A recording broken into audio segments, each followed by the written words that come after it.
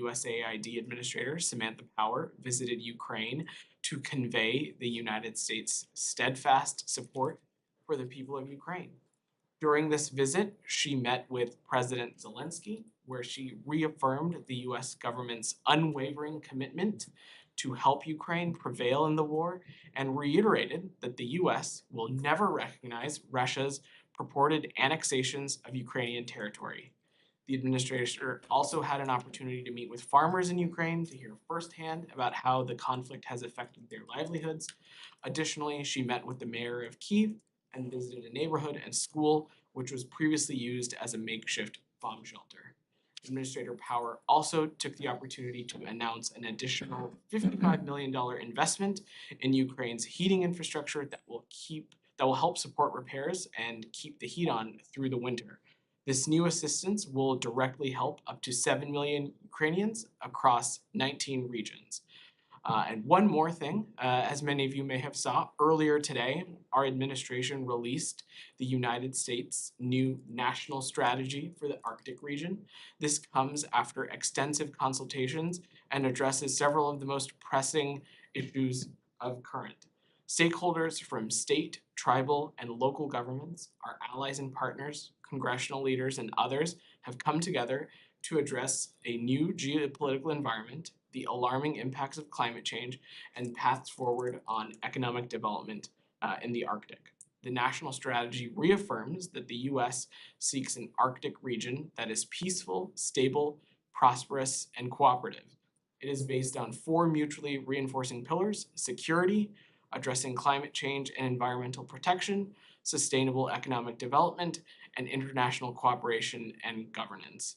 In response to tensions made worse by Russia's brutal and unprovoked war against Ukraine, the national strategy ensures deterrence against threats to the U.S. homeland and to our allies by enhancing the capabilities required to defend our interests.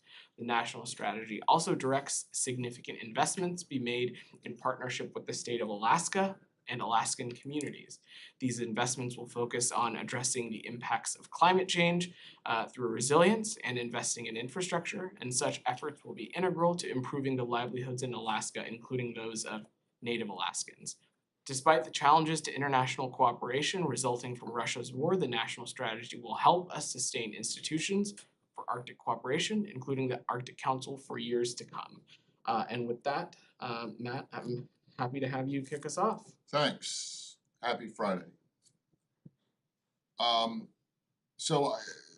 Going back to Russia, Ukraine, related to it, and I realize that your White House colleague has spoken to this already, and a bunch of other people have as well. But I just wanted to ask you about the president's comments last night about Armageddon and whether this building sees that, or thinks that, believes that, the world is on the precipice of an apocalyptic nuclear disaster. Sure, Matt. So the president's comment. Wait. Oh, sorry. Sure? No. Yes? Sure, as in let me answer your question. No. Okay. No. Good. All right, thank you. No, as in sure, let me get to your question. Right. Pause. The president's comments, if you saw the transcript, they reinforce how seriously this administration takes these threats and takes the threat of nuclear weapons. And we have been quite clear about that when Russian officials have made this threat over the course of this conflict.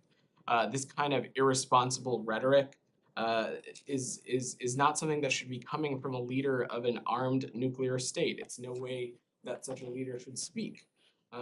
But we have not seen any reason to adjust our own strategic nuclear posture, and nor do we have any indication that Russia is preparing to imminently use nuclear weapons. But again, the president's comments were indicative of how seriously we take these threats and how mindful we are of them. We're continuing to monitor the situation very carefully, and we're staying in close consultation with our allies and partners on this. Okay. Well, I mean, even in President Putin's comments, which may or may not, you say irresponsible and saber-rattling and all that kind of thing, it hasn't suggested, like, an end of the world type scenario. I'm just wondering, I mean, you talk about his irresponsible rhetoric. When the President of the United States talks about Armageddon being closer than it has been since the Cuban Missile Crisis, and then contrast that with what many Democrats, including members of this administration, said about former President Trump's comments regarding North Korea in terms of fire and fury, accusing the leader of North Korea of mocking him as Little Rocket Man, that kind of thing, and the derision that was directed at him by many on the other side. I'm just wondering how do you square those things? Do you not think that that President Biden is adding to? I don't think so at all, and I'm certainly not trying to. I would agree with the notion that you alluded to, that the words of a president matter, and what President Biden was speaking to yesterday was how seriously we take these threats and how seriously we take the threats of nuclear weapons. We have raised these similar concerns when Russian officials have used this kind of language previously. And we've also communicated directly with the Russian Federation the kinds of consequences should such an action take place. So these are apples and oranges situations, Matt. And to be quite candid, in this scenario, there's only one country and one president that is infringing on the territorial integrity and sovereignty of another and illegally attacking and invading another. And in the context of the use of nuclear, in the course of this context, Spade. So, sorry, I lost my train of thought. But what this is about is Biden's comments were quite clear that this is about how seriously we take this threat. But I would again reiterate that we've not seen any reason to adjust our own nuclear posture, nor do we have any indications that Russia is preparing to eminently use nuclear weapons. Imminent. Anything else on the region before we move away? Go ahead. Has the U.S. explicitly communicated to Russia what the repercussions would be if it used nuclear weapons, and can you detail what that would look like? I'm certainly not going to detail what they would look like, but yes, we have communicated directly with Russia about the catastrophic consequences that would take place should they decide to use nuclear weapons. President Zelensky, can I ask? Sure, I'll come back to you, Shane, I promise. Suggested that the West ought to do preemptive strikes. I'm sure you've heard his statement. Right. So that kind of pushing the envelope a little bit. Saeed, the President Biden and Secretary Blinken have been very clear about this, that so as long as the United States or our allies are not attacked, we are not going to get directly engaged in this conflict, either by putting American troops to fight in Ukraine or attacking Russian forces. Can I just ask one question on the referendum? You called it sham and so on, but quite honestly, it's not much different than the referendum that you supported back in Kosovo, when Kosovo broke away from Serbia. All Serbs that lived in the region boycotted it at the time, but the Kosovars voted. Is there any similarity between the two? I don't have any comparisons to offer, but as it relates to the referenda in Ukraine, it's very clear that these are a sham, and these results have been puppeteered and manipulated by Moscow, and they are certainly not something that this administration or this country will ever recognize. Go ahead, Shannon. Thank you. There's a report out today that Vladimir Putin was confronted by a member of his inner circle, according to U.S. intelligence. Does the State Department assess that there are fractures within the top levels of the Kremlin? I've seen that reporting. It's certainly interesting, but I'm not going to prognosticate or try to get in the mind of those at the Kremlin or President Putin. This is a better question for them. Alex, go ahead. A couple of questions just to clarify. Sure. You mentioned 55 million. That heating package is only for this winter. Is there any time frame involved here? I will see if our USAID colleagues can get you some additional metrics on the humanitarian assistance announced and see if we can get you some Back to more. nuclear Sure. question. It has been a number of times that we have heard administration officials, including yourself from this podium, that are referring to some indications. Does that mean that administration believes that there might actually be clear indications out there or warning lights will turn red that you will refer to?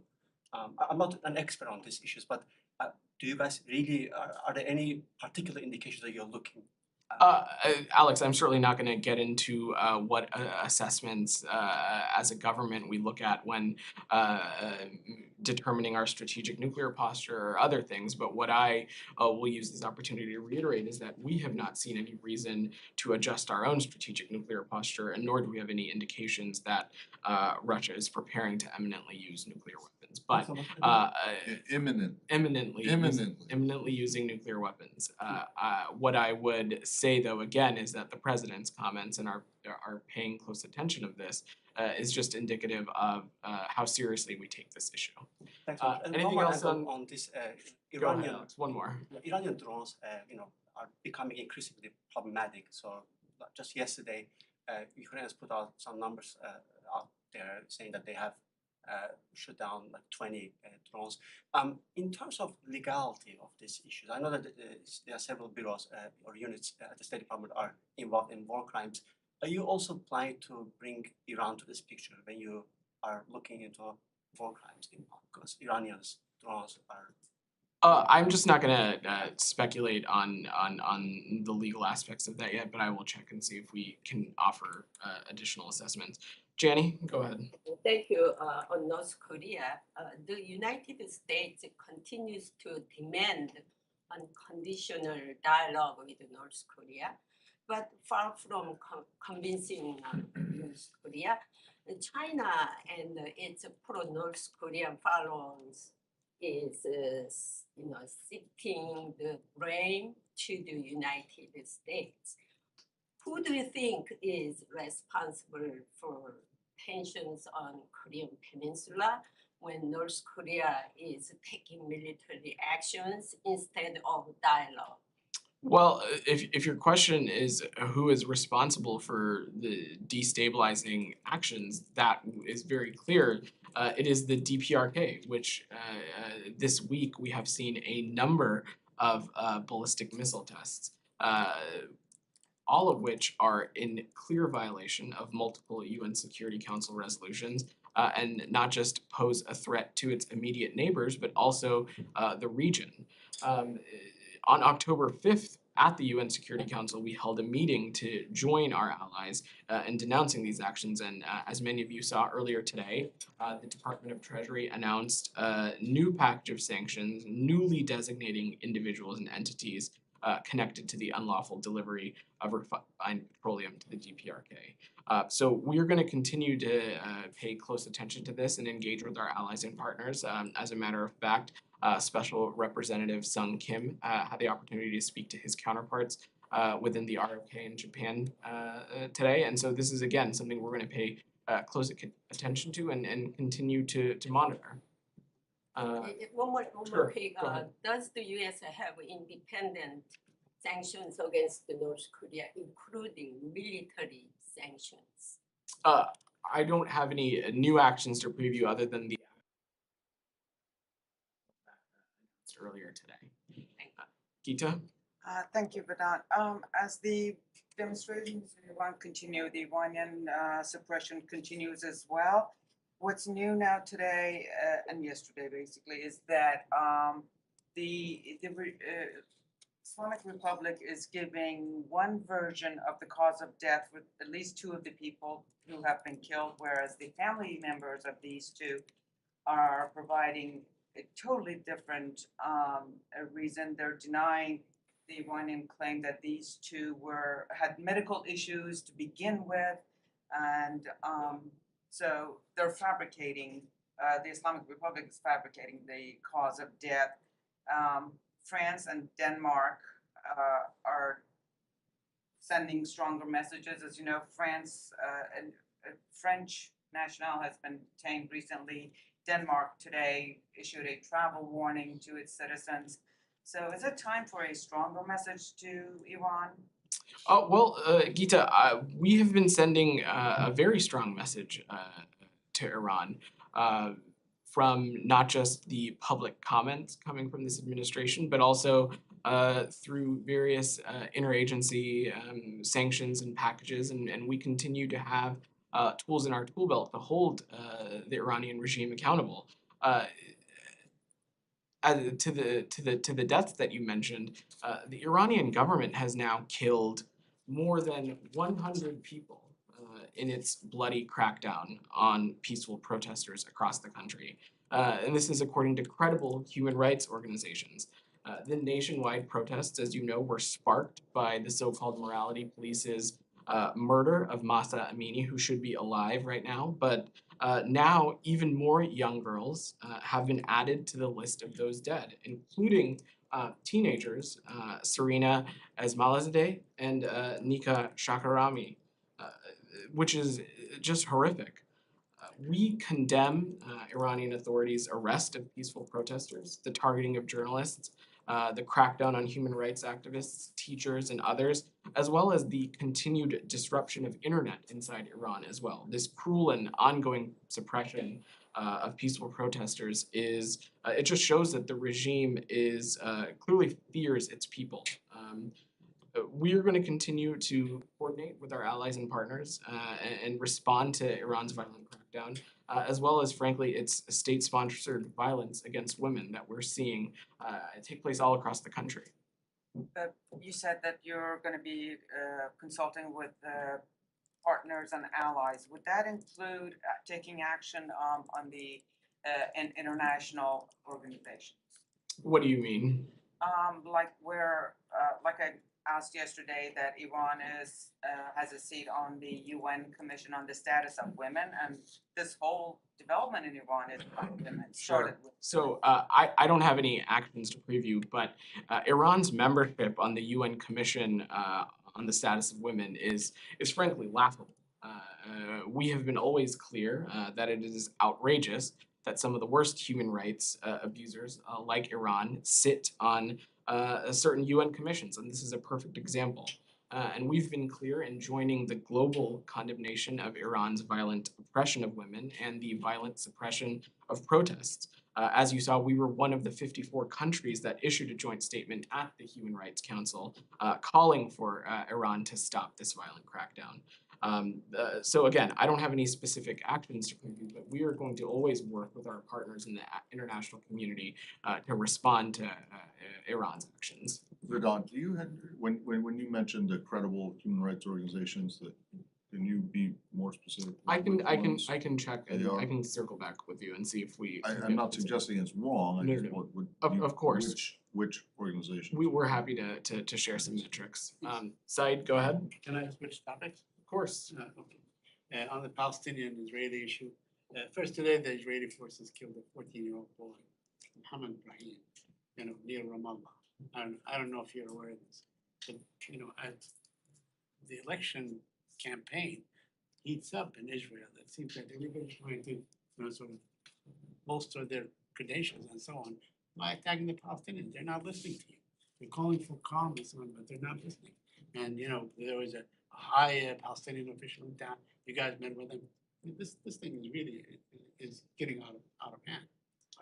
Do you feel concerned? Are you calling on them to back off this kind of heavy hand approach to the Palestinians?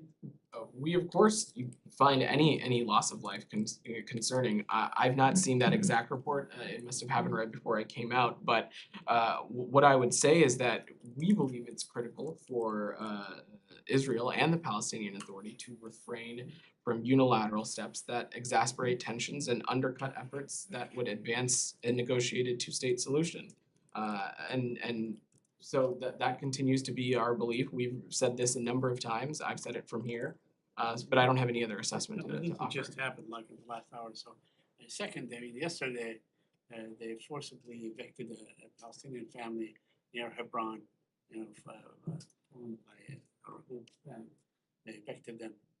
Do you have any comment on that? Again, the eviction of families from their homes would certainly be something that would exasperate tensions and undercut efforts to advance a negotiated two-state solution. And so we again believe that it's critical for Israel and the Palestinian Authority to refrain from unilateral steps that could exasperate such tensions and undercut these kinds of efforts. Lastly, I just want to ask on the Lebanese, Sure. Israeli deal, it seems that to be faltering. Do you have any comment on that? I'm not gonna comment on private diplomatic negotiations, and I don't have a different assessment to offer from yesterday. But Special Presidential Coordinator Hochstein is in touch with the parties and continues to work to resolve outstanding differences as the negotiation enters a final phase. We remain committed to reaching a resolution, and we firmly believe that a lasting agreement is possible and is within reach. But I don't have any other updates to offer. Joseph? Anything on the same route, or are you moving away? Yeah, I mean, he asked the question, I Go could press ahead. you further on that, but I probably know the answer. What makes you guys believe or be optimistic that, a resolution is within striking distance or it can be reached?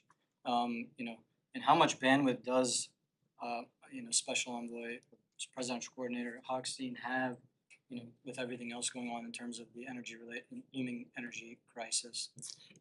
Sure, Joseph. So again, I don't have specific color to offer on diplomatic negotiations, but this is something that Special Coordinator Hochstein is deeply engaged on. He's in touch with the parties. And as I said, we believe that a lasting agreement is possible and is within reach, and we're going to continue to work towards that. Just a second one. Last week, a group of bipartisan members of Congress sent a letter to Secretary Blinken calling for sanctions on government officials in Algeria for a arms deal with Russia. I know you guys don't comment on congressional correspondence, but any comment on that? Is that something the administration is considering because of the deal with Russia? I don't have any actions to preview, and as you so note that we're not going to comment on congressional correspondence. But of course, any country continuing to support Russia as it relates to its conflict in Ukraine right now, it's unjust and it's unlawful infringement on Ukraine's territorial integrity and sovereignty would be deeply problematic. But I don't have any actions to preview. Let's work the room a little bit because we've gotten tall. Okay, couple different questions. First, it's just kind of for the record, is there any indication that U.S. and international condemnations, expressions of outrage, and even sanctions have impacted the Iranian government on its treatment of protesters? Has there any sign that it's had any impact? Well, the condemnation and sanctions further isolate the Iranian regime from international recognition, from their place in the international order. So I would reject the premise of the question a little bit. Well, no, but is there any suggestion that they are changing their behavior? I don't have any metrics to offer for you right now, but we are going to continue to use actions like these at our disposal to hold the Iranian regime accountable for human rights abuses, for crackdowns on violent protests, for a lot of what we're seeing in Iran right now. Okay, secondly, on Haiti, can you tell us if Haiti is or is expected to request an international force to help them maintain security or any new assistance in that regard? Yeah, thanks for your question, Paul. So the UN Resident and Humanitarian Coordinator Office in Haiti has called for a humanitarian corridor to restore the distribution of fuel throughout Haiti. We're considering that request and are coordinating with Prime Minister Henry and other international partners to determine how best the United States can provide additional support to Haiti. And we strongly condemn those who continue to block the distribution of fuel and other necessities to Haitian businesses. But I don't have any other updates.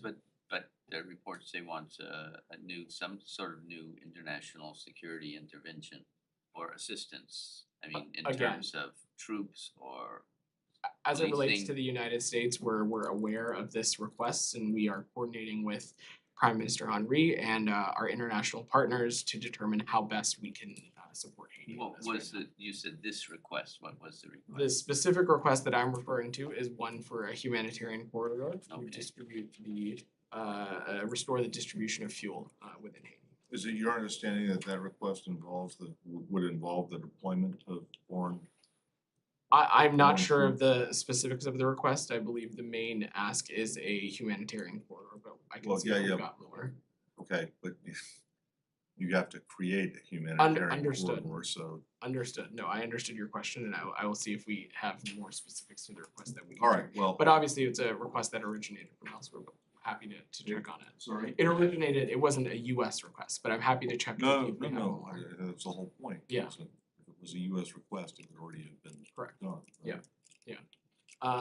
Go ahead, Alex. Thank you so much. On Armenia and Azerbaijan, just curious if you have anything for me following yesterday's meetings in Prague.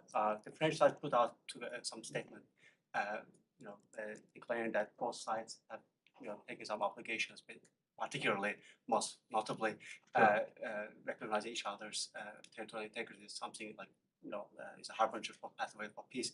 What is the U.S.'s position on this, like in general, but on latest developments? Sure, Alex. So on the specifics of the engagements in Prague, I refer you to the European political community, which hosted that meeting.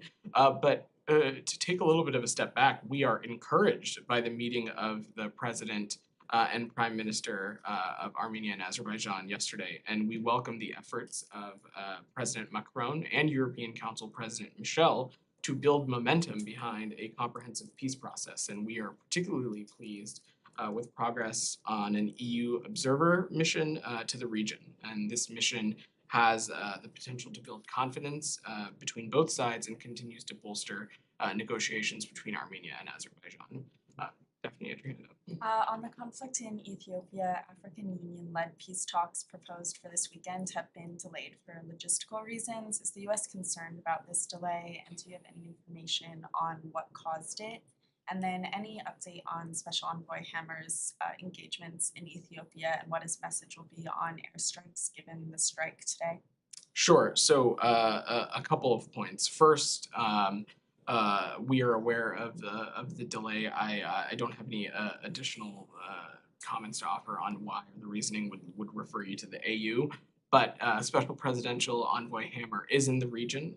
He is currently in Nairobi, consulting with the Kenyan government as well as other regional and international partners to prepare for this AU-led effort. Special Envoy Hammer met with President Ruto on October 7th, earlier today, in Nairobi. He also met with former President Kenyatta and expressed support for his participation in the AU-led mediation effort as well. Going back to Jenny.